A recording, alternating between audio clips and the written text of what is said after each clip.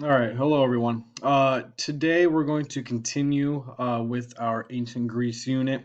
If we kind of go back to last week, remember we talked a lot about Greece geography. If you look at the screen here, you can see. Remember, Greece itself is covered about three-quarters mountains. Okay, so again, 75% mountains, making it difficult for the people to be united, which you can see we talked about right up here. So unifying for the Greek people was nearly impossible.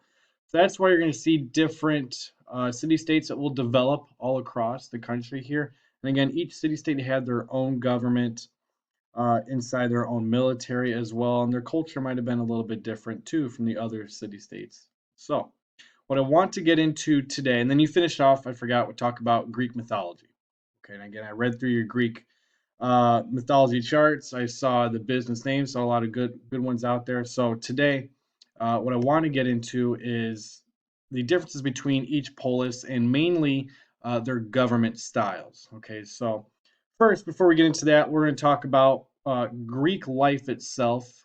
Each city state had an agora, which you can see kind of an example of what an agora would be right down here.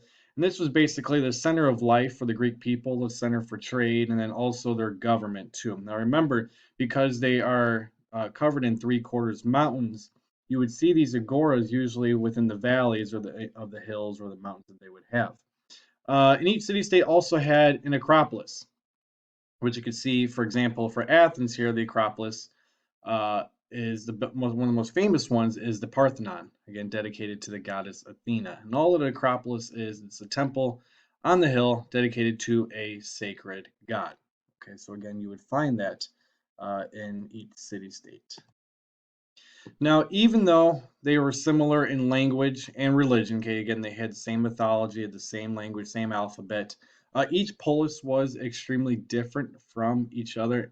And you're going to see those differences, especially in the way that they governed.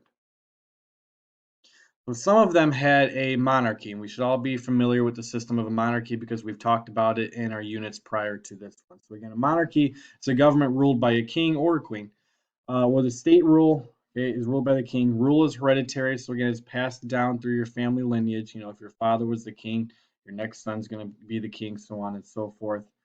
Some rulers would claim divine right, right that was given to them from the gods, and this was mainly practiced in Mycenae, which you could see right here inside of Greece.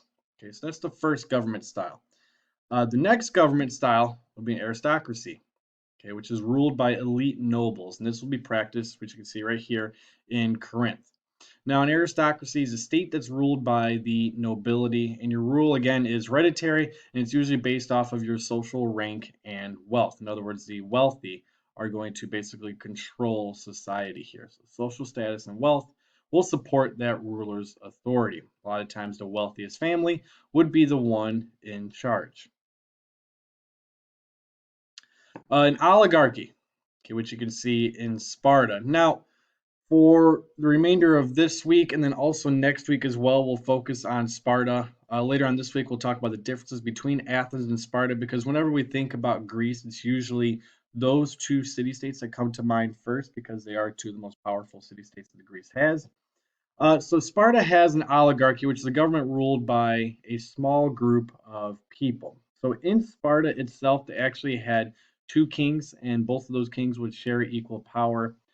They had five ephors that would be elected by the kings as well, and also a council of elders. So in Sparta, just a brief history from basically age 7 until either 65 or death, you are serving the military for the most part. So at age 7, you're taken from your family to go to a Gov't training, which is military training, and you're basically in the military for pretty much the rest of your life. If you're able to survive all the military battles, you could then go on to be in the Council of Elders later on as well.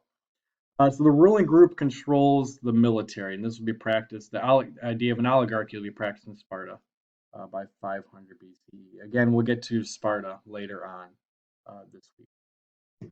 Now, the one we're going to focus on for the remainder of the time today is Athens. And in Athens, they practiced a direct democracy. And this is going to be the first example of a democracy that we're going to see here in world history, on a larger scale. So A government ruled by citizens who vote on all decisions. One of your assignments I'm going to have you do this week is you're going to kind of tell me the difference between a direct democracy and a representative democracy.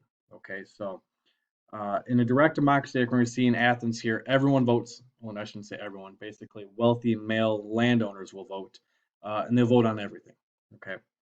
So rule is based off of citizenship. Again, you have to be a citizen to be able to vote, and a majority rule will decide that vote. So again, kind of laying the groundworks, for our government here today. And we'll get more into that later on when you watch the video that I posted as well. So the Greek city-states Athens and Sparta are going to represent the two major differences that we're going to see, throughout the country. The Athenian society focuses more on wealth and on culture. Again, they were a great trade society. Um, you would see different education, in Athens, but different topics that would be taught compared to Sparta. So again, where Sparta was mainly a military focus, Athens had an educational focus as well. Not to say that Athens didn't have a military, because that is completely inaccurate. They definitely did have a military, and they had a strong navy, but Sparta had a way stronger army itself compared to Athens. Now, under the leadership of Pericles, Athens will grow to be its most powerful they will see, and this one they'll see the development of democracy, and this is also known as the Age of Pericles. If we were to actually have a normal class, we would do a lot more with this inside our textbooks, but because we're going all online, we're kind of skip through that. We're just going to hit kind of the key points here. So again, the Athenian society focused on wealth and culture, which you can kind of see right here. The architects will build the Parthenon to honor the goddess Athena. Actually, if we kind of go back a little bit, Athens actually used tax money from other Greek city-states to build this Parthenon, which didn't make other city-states very happy with Athens. But again, it is a beautiful building here, which you can still go and see. Okay. And Athenian society also focused on wealth and culture. You would have plays, you would have comedies, whereas a lot of other places, especially Sparta, was mainly a militaristic type of lifestyle. Whereas Athens, because they were so wealthy and they kind of saw themselves as this great classical culture, they had different things for people to do. Okay, so that pretty much ends here our lecture on governments. What I want you to do is you're going to fill out that government document sheet that I put on there, and then also we'll talk more about Athens and Sparta later on next week.